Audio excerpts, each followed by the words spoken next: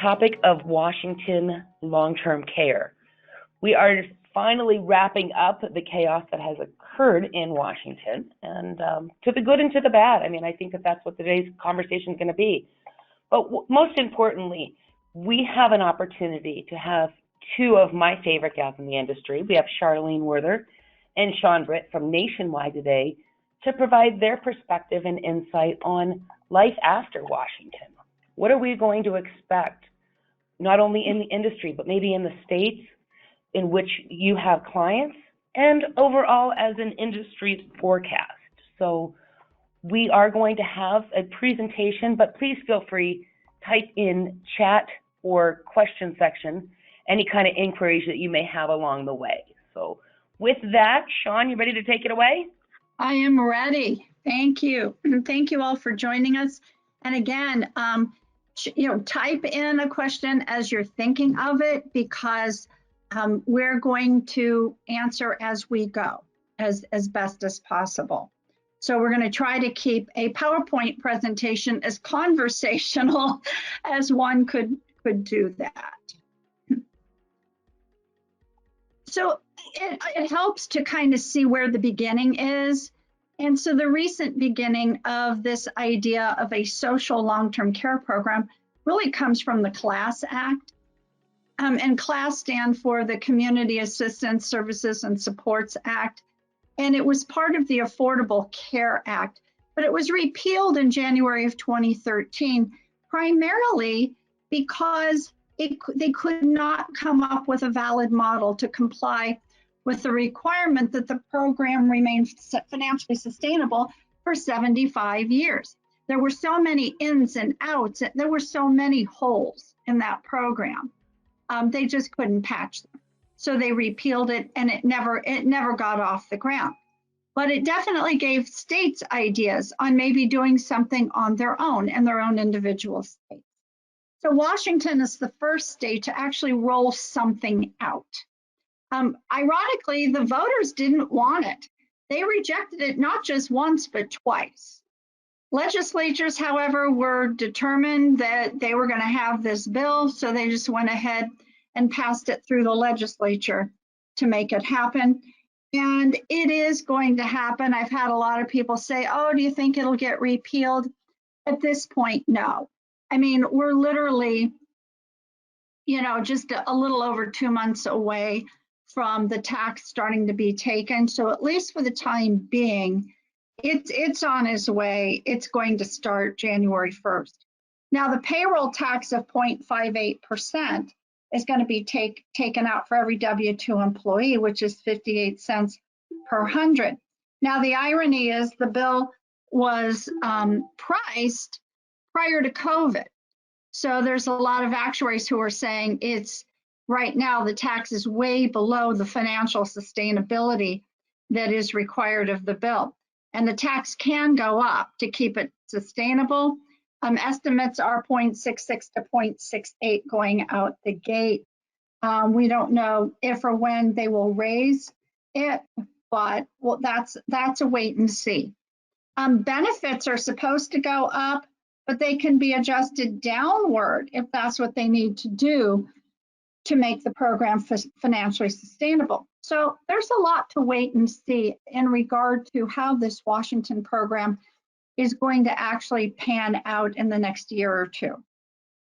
They had a one-time offer to opt out, and that policy has to be purchased prior to November 1st. So we're days away now. Anyone who doesn't have something in underwriting is not getting a policy. I mean, that ship has sailed for Washington.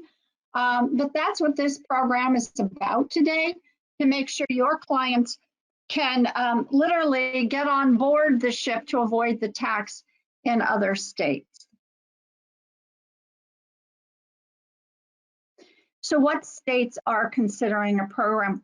Well, this is the list. Now, these states are in various positions on the Washington deal.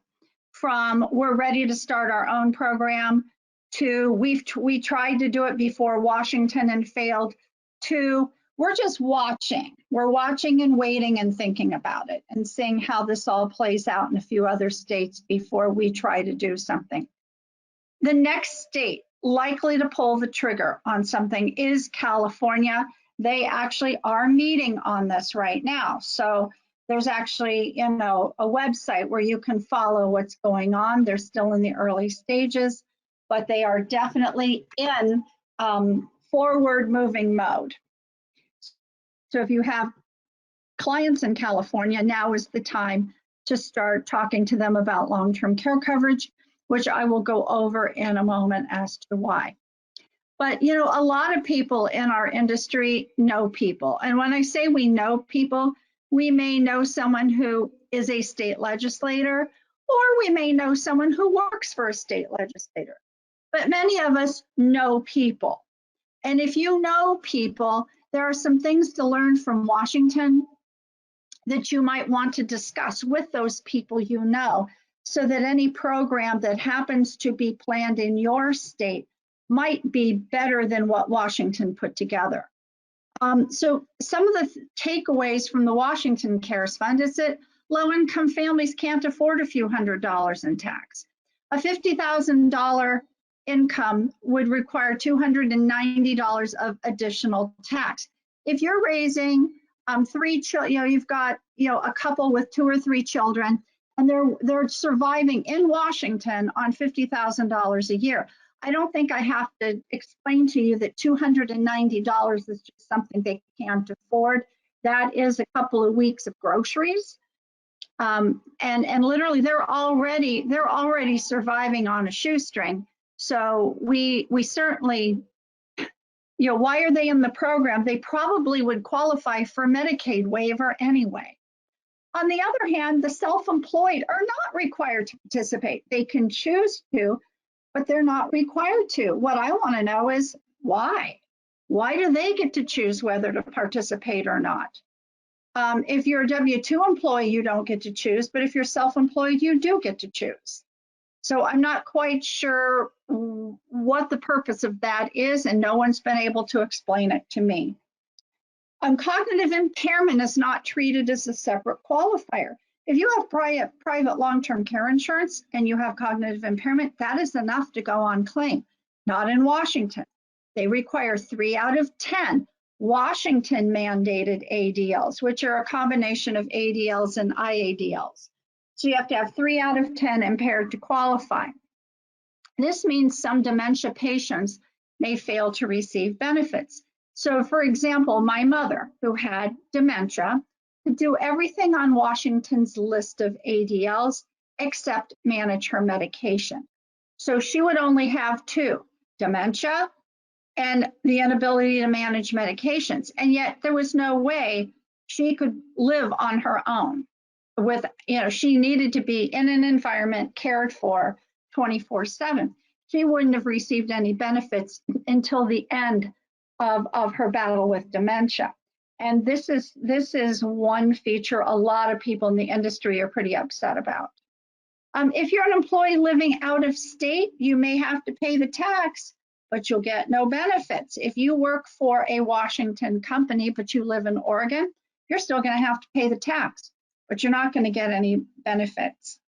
And then the vesting requirements are going to leave people who are already retired or almost retired, they're not going to get any benefits. I can kind of see the reason for that. It would put an enormous additional tax burden on the people paying for it out the gate, but it's still not solving the immediate problem, which is the people who are retired or nearly retired. Now, how did this affect insurance company? What did the Washington program do in relation to insurance companies? Well, they had a buyout opportunity. Now, buyout and opt-out are not the same thing. Buyout means the opportunity to buy insurance after a bill is passed to qualify for the opt-out exemption. Well, this buyout opportunity was poorly timed because they tried to pull it, and that created havoc.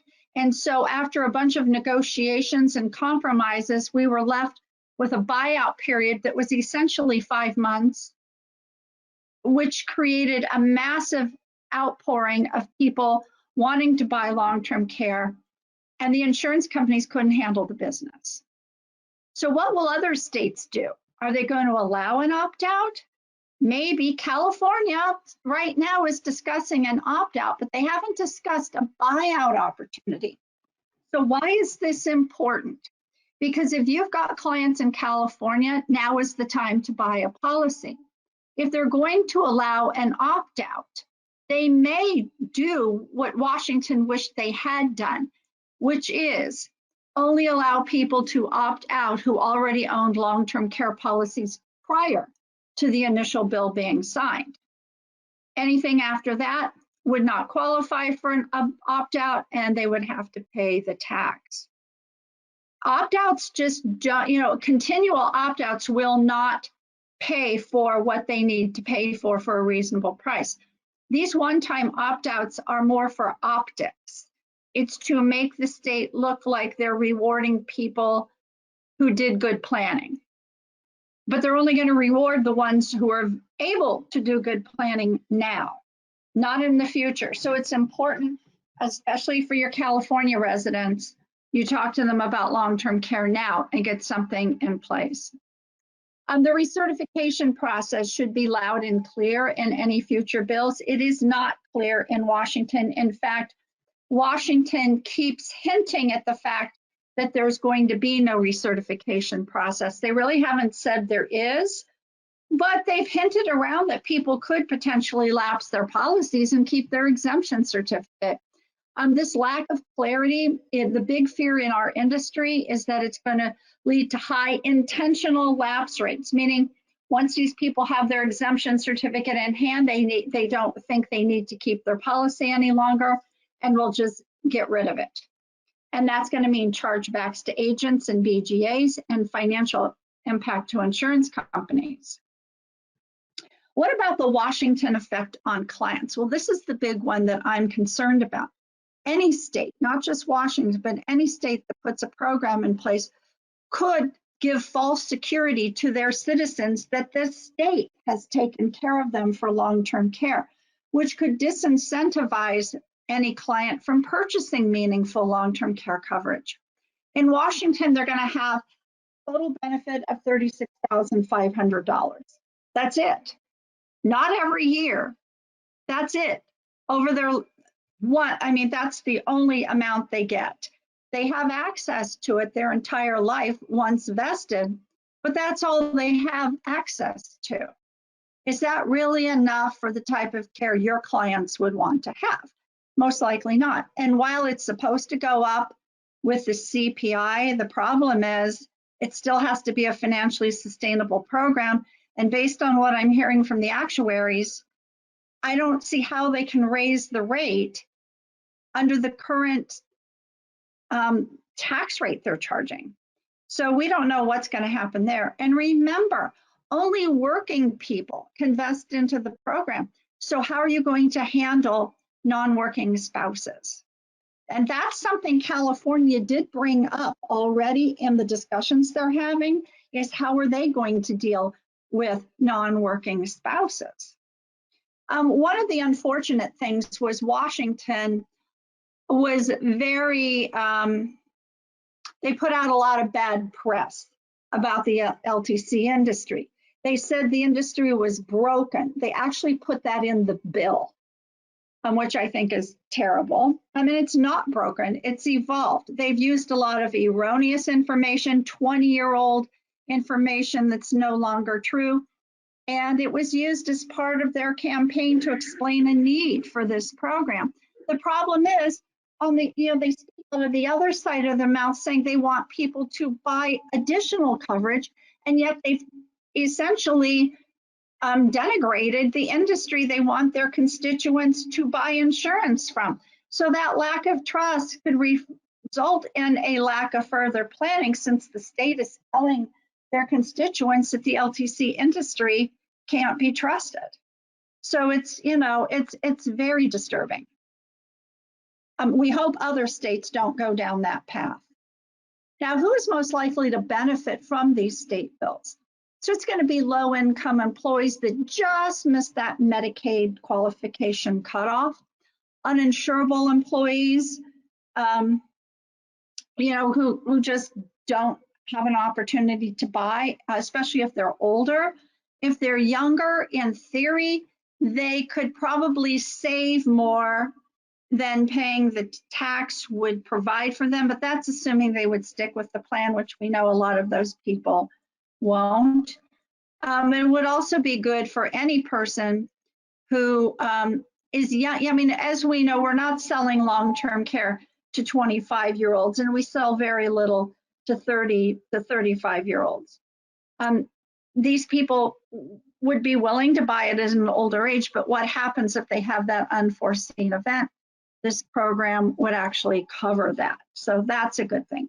And people retiring in the next 10 to 15 years, making less than $500,000 in Washington, could potentially at least get their money back if they needed care. But who's going to get left out of getting benefits? And we hope that these other states are going to learn from what Washington did. But people who are already retired are getting nothing in Washington. People who are going to retire in the next few years and are unable to vest will get nothing. Non-working spouses, not covered in Washington, not unless they return to work and work for 10 years. So they get a permanent vesting. So how are other state programs going to deal with non-working spouses? And people who move or retire out of the state, even if they're vested, get nothing. People who never lived in Washington but had to pay the tax due to being classified a Washington state employee, they get nothing unless they want to move to Washington. That's the only way they will get the benefits they paid for. So how are other states going to address the gaps that Washington has left wide open to be dealt with? There's also some federal initiatives. Now, the one thing I need to point out is federal initiatives are very unlikely to have opt-out. So if any of these actually pass and are programs that will require a tax to be paid, there's not going to be an opt-out on a federal program. I'm not going to go through all of these in detail, but just give you an overview. The first one I'm going to give you a little more detail on is the WISH Act. That would require a 0.6 payroll tax, similar to Washington, 50-50 cost share by the employee. I'm actually going to go to that full slide. They're going to give you $3,600 a month, adjusted for inflation, but they haven't stated how long that will last. So we don't know whether that's for a year, for 2 years, forever. Nobody has said. You have to work 40 quarters or 10 years to qualify for full benefits, but 6 quarters of work would get you a minimum pro rata benefit. Now remember, this bill has been proposed, it has not been passed. But here's the big drawback to this bill. Sounds good so far, except how would you pay for it with just 0.6% payroll tax? The key is they're going to have an elimination period of 1 to 5 years. It's mean tested by income. Now with a 5-year wait, highest income individuals will likely get nothing. Your clients will likely get nothing because your clients are going to fall in the 3, 4, and 5-year elimination periods. So if you think about half of people will pass away or get well in the first year. So no matter what someone's income is, they only have a 50% chance of getting anything even with a 1-year elimination period. Now you add to that your clients being of a higher income level, and they're going to be more likely again to be in that 3, 4, or 5-year vesting period. What are they going to get? Little or nothing. They're not going to get anything when they need it.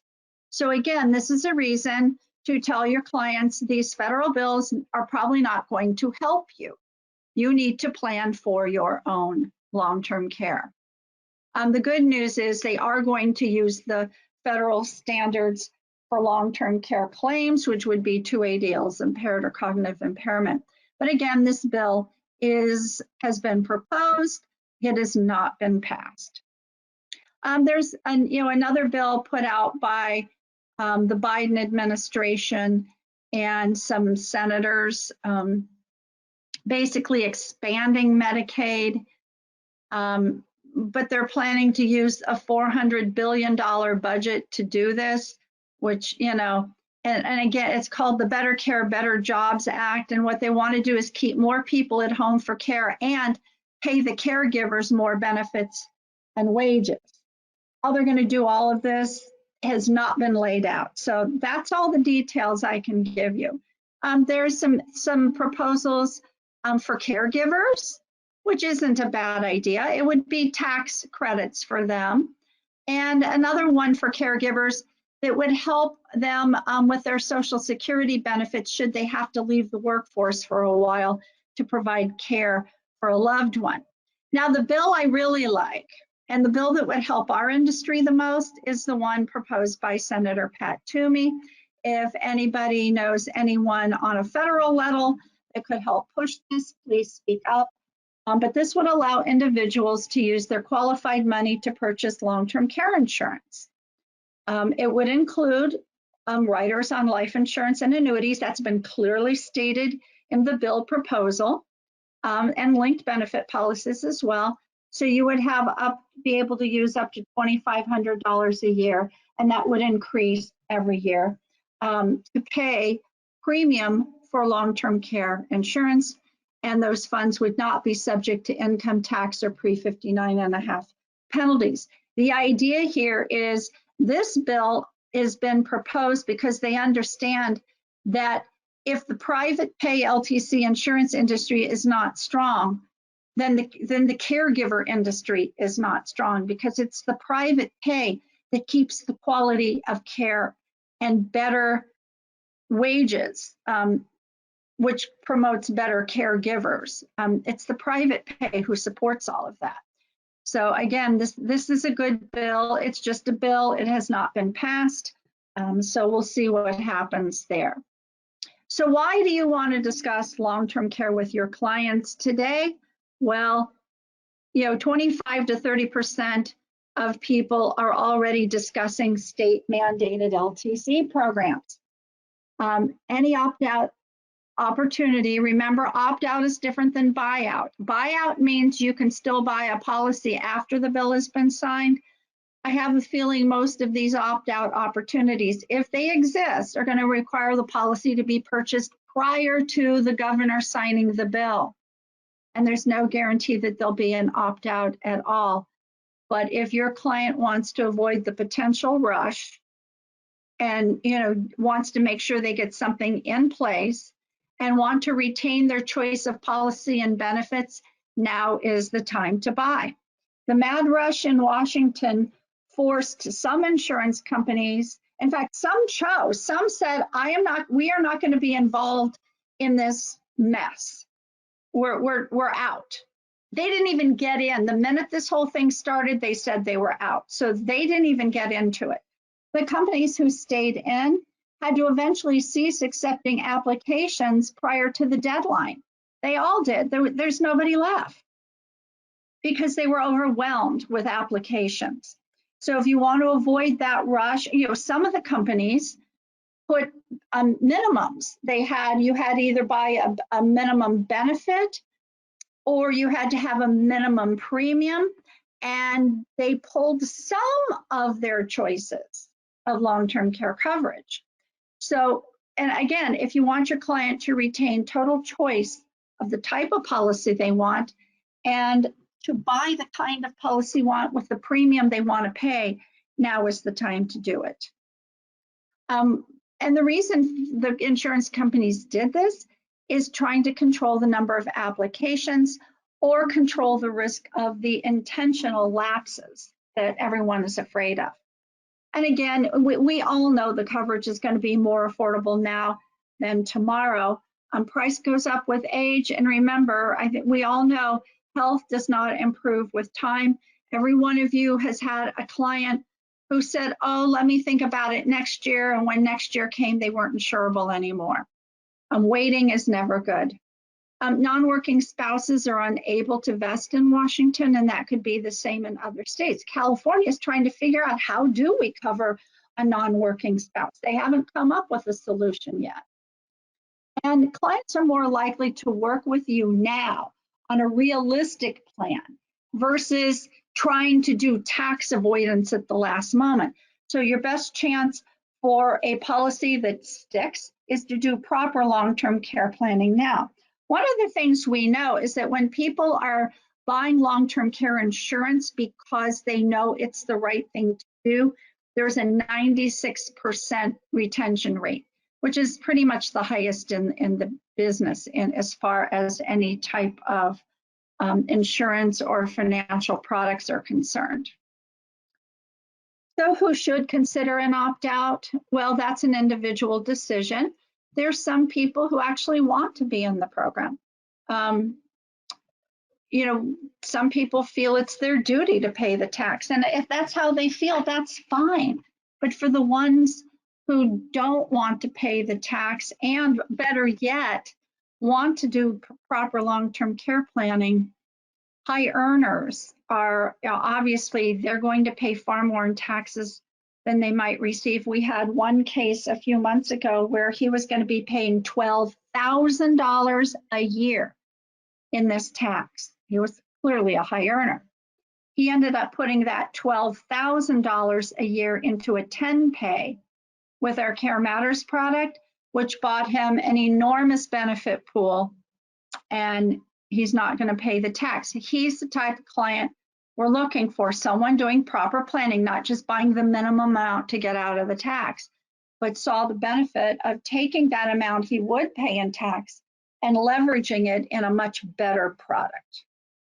So people who want to control their care choices, the state of Washington requires you to use state-approved services. It's a direct reimbursement of state-approved services. If you want to control the care you receive, the best way to do that is to have private insurance.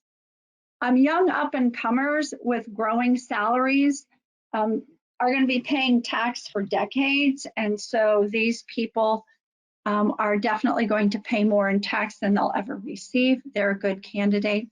And any workers living out of state, if the program is not portable, and they probably won't be.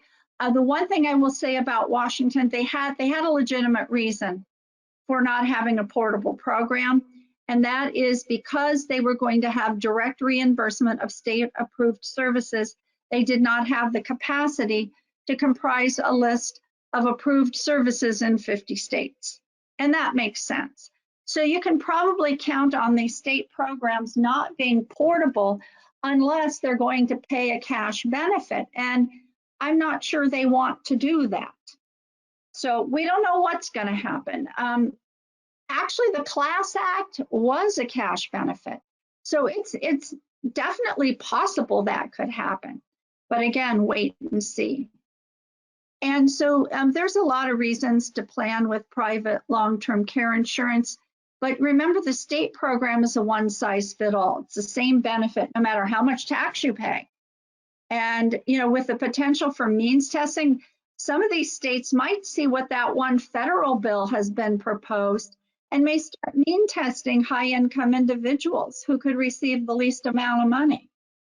And again, you want to choose a product with a guaranteed premium, you need private insurance because state programs are going to be subject to tax increases. And if you want flexible premium choices, you want to just get it over with. It's private insurance that will allow for that. Washington W-2 employees are going to pay every year they work. And if you want guaranteed inflation, Washington inflation is not only not guaranteed, but it's based on the general CPI, not the healthcare specific component of the CPI, which the healthcare component is traditionally higher than the general CPI. So based on the inflation they're going to be used, even if they inflated it every year, it won't keep up with the actual increase in costs. And LTC insurance that you buy privately could provide you better coverage. You have more leverage of the dollars. Yes, it's going to cost more, but you're going to get far more and the leverage will be far better. And there's no use it or lose it risk. The state programs are not going to refund anything if you don't use it. Whereas your LTC riders and linked benefit policies are designed to return at least the amount of premium that you've paid into the policy as a death benefit. Your private long-term care insurance is portable between states. Washington is not portable, but your private policies can be taken, can go wherever you go, including with most companies now internationally. And you can choose a policy that pairs with other financial strategies. If you really need life insurance right now, because that's where you are in your life, you add a long-term care rider to it, which will allow your policy to transition to long-term care later. And if you really want something more long-term care oriented, you choose a linked benefit policy. And you can choose the model that suits you. The Washington program is direct reimbursement to approved providers, and their reimbursement is not going to be the billed rate. It is only guaranteed to be no less than the Medicaid reimbursement rate, which can be substantially less and often does not even cover the cost of care. Private insurance offers more options. To use if you have a cash indemnity benefit, there's no restriction, and even reimbursement benefits are going to be more expansive in their ability to be used than a state-directed reimbursement. And at claim time, private insurance, that's really what you want to have at claim time. The private insurance is going to use the federal claim triggers. They are not going to they're not going to be subject to something the state makes up, for whatever reason, either to slow down claims or just because they don't understand long-term care. We don't know if other states are going to duplicate this 3 out of 10. We hope they don't. But private insurance is going to give you more choice of care providers because you're not going to be subjected to an approved list. But most important, and this is the number one reason, this is what you tell your clients, private insurance increases your marketability as a patient. If state programs are going to reimburse the Medicaid or even Medicare rates, again, it doesn't always cover the cost of care. Care providers and facilities appreciate private pay insurance because they're going to get the billed rate. Their costs are going to be covered. They're going to be able to pay for better caregivers because they have more budget to pay better caregivers and to have a higher number of staffing per patient. I mean, this is important for quality of care for everybody. And then writing good business. I mean, the goal should really be about good long-term care planning, not just tax avoidance. So, will states require recertification of the LTC purchase? If not, intentional lapse is a big risk. We are begging these other states. We're still begging Washington to put a recertification process in place. And apparently so far that's gotten nowhere. But it's important that one is in place. And then some policy designs may not work with other state programs. Washington had no policy requirements other than it be defined as LTC insurance per the revised Code of Washington. Their definition of long-term care insurance, thank goodness, was very liberal. We hope other states will have a decently liberal definition. On the other hand, there were people that were buying guaranteed GULs, guaranteed to age 70 with an LTC rider. I mean, that isn't even the age most people go on claim. That's not planning. I mean, that is pure tax avoidance. And so we're hoping advisors will avoid those type of policies. And then will other states have minimum coverage requirement? Washington didn't. But my bet is if anyone on this call sells in New York, knowing New York's more stringent requirements for long-term care, it wouldn't surprise me if they had a $3,100 a month Remember, $100 a day is not $3,000 a month. That's what everybody kept saying, $3,000 a month. No, $100 a day on a monthly basis equates to $3,100 a month because we have 5 months of the year that have 31 days. And that's what New York bases theirs on. $3,100 a month is their definition of $100 a day. So for people, and remember, New York is on the list. If you have clients in New York, I would highly stress that they buy at least $3,100 a month. We don't have any guidance yet, so you have to plan for the worst case scenario, not the best case scenario. And we can help you at Nationwide as far as doing meaningful planning. We have the cost of care calculator. This helps you determine how much their care is going to cost. You can load it on your phone, your iPad, your computer. I have it on my phone. It'll give you that very quick cost of care, including inflation, in the metropolitan area that your client lives in. Remember, we insure for the shortfall. Just because it says that their annual costs will be $114,000 a year doesn't mean we have to insure for that much. That's part of the planning. Care Matters. We have an electronic process. Our Part 2 application is now digital. So the only telephone interview will be for the cognitive test if your client is required to have it. If they're young enough, they won't have it, or unless there's, a red flag that we have to look at. For California people, they have more stringent regs, so any medical concerns will trigger an APS. So you want to allow a little more time for California Care Matters case to go through. The LTC rider on life insurance has a digital Part B application, electronic processing, but remember, this is a fully underwritten product, so an APS will still be needed. Most importantly, every product we sell is cash indemnity. And this is going to allow for the most choice of care, the most control, the most flexibility with your clients. So just to summarize everything we talked about, the population of Washington is 78 million. And they virtually shut down the LTC industry. So imagine what could happen in California with a population of 40 million. And that's why talking to your clients, whether they're in California or any state on that list that we showed early on, it's important to talk to them and plan with them right now, because you can shed light on the importance of having a solid strategy while all the options are available. And you can do this in a time frame that is workable without the rush and the worry that they won't get their policy issued in time, and with coverage that'll be far more comprehensive than any state provided coverage is going to supply your clients. And that's whether there's an opt-out or not. It's just important that they've done good long-term care planning. So I'm going to go ahead and open it up for questions. I know nobody asked any along the way, but whether we open the lines up or people want to type them in.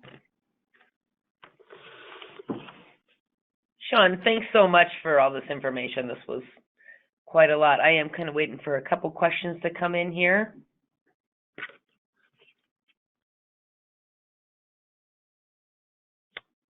Katie, I'll throw one out because I get this quite a bit, and I actually had it come up today. Perfect. When we talk about California, we know they're likely next. Do we have any indication of a time frame? Do we think it would be next year? Will it be a couple years? Any ideas? Based on one of the PowerPoints I was able to get my hands on, I don't think anything is going to actually happen until January of 2024. Think about it. We're only 2 months away from January of 2022. Mm-hmm. So these programs are not built quickly. The Washington program was signed into law, the first iteration, July 28th of 2019. But the rollout is going to be January 1st of 2022. So we're talking first iteration signed to roll out 2.5 years, and that doesn't count the planning they did. So, you know, if they were able to do this in 2 years, that would be pretty quick. But that seems like what they're shooting for. So that gives you 2 years. But really, does it? I would say this 2022 is your prime time because nothing's been signed. There's no date. There's, you know, the governor, you know, until the governor signs something, you're still good to go. Once the governor signs a bill, you know, and they are talking about allowing an opt-out, but you're never going to know for sure until the bill is signed what kind of opt-out it is.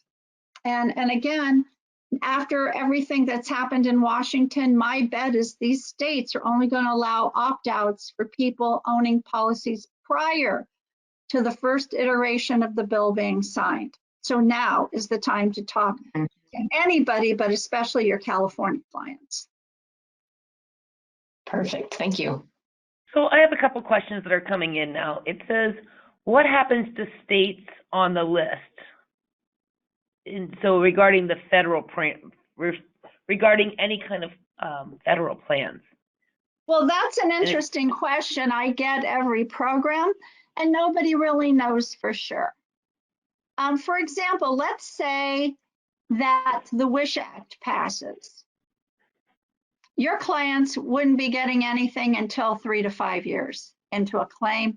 So if they lived in Washington, they would be eligible to collect their Washington benefits immediately. But is that still going to get them very far? I mean, $36,000 is not going to buy the type of care your clients would want. But then one of the things Washington is trying to figure out is how do we coordinate benefits with someone's private insurance? In other words, they're already trying to figure out how to not pay if someone has private insurance. So that's an excellent question. There are so many combinations of, well, if we do this, we could do that. Or how do we combine this and that? And nobody knows right now. But that's an excellent question and one that needs to be addressed with these programs. Perfect. Another one is, what will the consequences of the bill, what will be the consequences of this bill implemented in all 50 states? Well, I don't know what they mean by this bill, because Washington is not going to be implemented in all 50 states. First of all 50 states are not likely to pass a bill. And I don't mean to be political here, but I would, you know, if you look at the map, look at the states, they all tend to lean the same color. Sure. And I say that for a reason. The other color is less likely to put programs like this in place, at least right now. So all 50 states probably will not have a program like this. But the big question is more what the previous person asked. What happens to states that have a program and then federal bills get passed? How are they going to coordinate the benefits between the two programs? So with that being said, there's a couple questions in here, and I think, Patrick, if we're not answering that correctly, let me know, but you're asking about what about states that are not on the list. I think there's kind of an underlying assumption of what we think is going to happen. But also it says here, if the states aren't on this list, it means one of two things. Either they're not interested in a program because they know their constituents aren't interested and they want to stay in office, or they haven't been public to the point where anybody knows that they're interested. It's one or two things. But again, I do not see all 50, at least right now, I don't see all 50 states initiating such a program.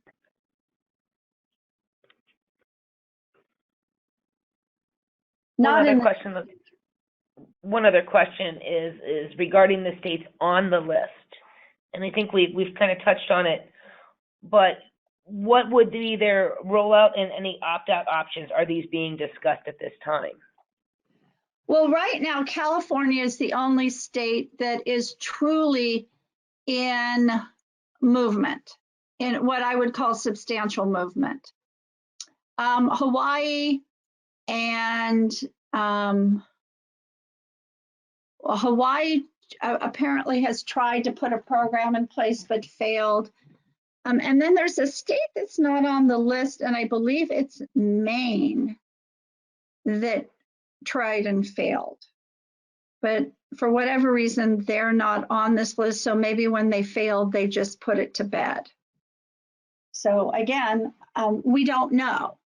These are just states who have at least vocally expressed interest, vocally have said, this looks like an interesting idea. I think we should wait and see how this works for them and maybe go that direction ourselves. It could be that low on the progression scale to California that is in full mode. And they've had numerous meetings, numerous discussions. They are definitely going that direction and planning a bill with a projected date of 2024. Perfect. Another question is what ages and income levels would you recommend that we target in California? Well, that becomes a complicated question. For anybody who's in long-term care planning, so basically anyone 50 or older, they should be planning anyway. So I would definitely hit them. Anyone in their 40s that have money, I think the thing is anyone under 50, especially people, if you're 30 or over, we offer a linked benefit policy that you can purchase. If you're under 30, we still have our long-term care rider on life insurance. But it's really about if you're, let's say you're talking with a 32-year-old who really needs a lot of life insurance to protect his family. It makes so much sense to just say, you know what, let's put a long-term care rider on this. Yes, I know you're not thinking about long-term care right now. The cost to do this is minimal. I can't guarantee this will qualify for a tax opt-out. But California is looking at doing this, and they are discussing opt-outs. And if you have this on your policy that we're writing now, that's your best chance of not having to pay that tax. But more importantly, we have put a rider that costs just a little bit more money on your policy that will transition it down the road to a policy you can use in your older age. So you can have that discussion. You just have to be careful not to promise. We don't know if California will have an opt-out. They're discussing it, but we don't know that they will actually have one in the end. So you have to be very careful to say, if any chance you have of an opt-out, you got to do it now, but I can't promise they're going to have an opt-out, which doesn't make it easy for you, admittedly, but that's what the truth is right now. We don't know, and we don't know in any of these states. The opt-out does make it more palatable, though, to sell to the constituents of the state. And that would be the reason they do it. It's a one-time opt-out. I don't think if they have opt-outs, I don't think any of them are going to have continuous opt-outs. One of the questions I was getting on a regular basis on Washington was, well, what time next year will the opt-out be? There is no next opt-out in Washington. And I don't think there'll be a next opt-out in any state. It'll be a one-time, let's appease the voters, because the people who can vote for us, at least most of them, have the opportunity to buy a policy and that'll, keep this set of voters happy. That's really what it boils down to. I mean, I think none of them would have the opt-out if they thought they could get away with it. Because we think about this, the people who opt out are the highest taxpayers. They're the ones who can afford the coverage. They're the ones who pay the most tax into the program. They're the taxpayers the state needs to keep the tax going. So they're not going to let future high income earners out of the tax either. They want to keep them in the program. Perfect. Well, I think that we've covered all the questions. Charlene, can you think of anything else? No, I think those were some great questions, Katie, and some that we hear a lot. So we wish we had more solid answers, but as Sean said, we don't know a lot right now, but we do know it's a great time to plan. Absolutely. Absolutely. Well, Charlene and Sean, I can't thank you enough. This was so informative. Well, thank you I'm sure for there's going to having be us. absolutely. Well, we look forward to hearing your thoughts and additional insights in the future. But for now, I want to thank everyone for attending. Again, Charlene and Sean, thank you very much. We really appreciate it. And I look forward to speaking to everyone in the future. Okay, well, thank Have a you. great And afternoon. have a good rest of the week. You too. Take care. Goodbye, everyone. Bye-bye.